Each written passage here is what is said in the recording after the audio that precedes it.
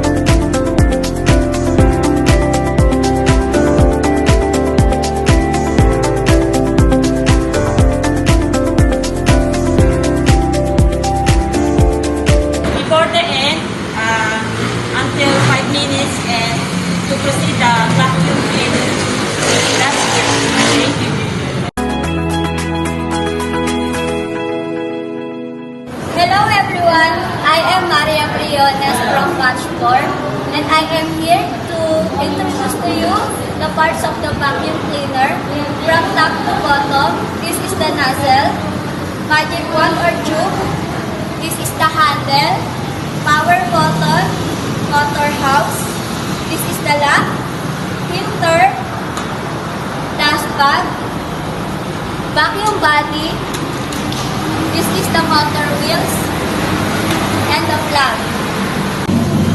We start, always wear the PPE and turn the button power.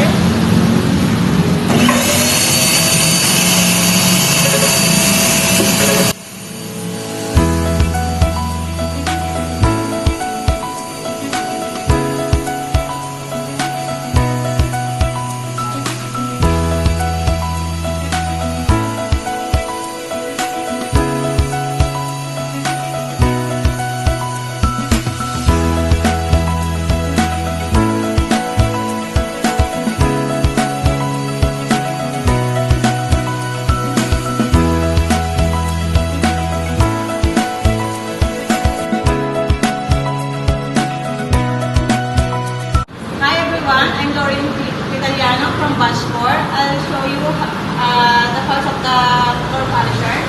This is handle, lid, hook, tube, extension, power cord, heavy-duty plug, lever, chassis, motor house, chassis, rubber bumper, scrubbing brush, motor wheels, scrubbing pad, black and white.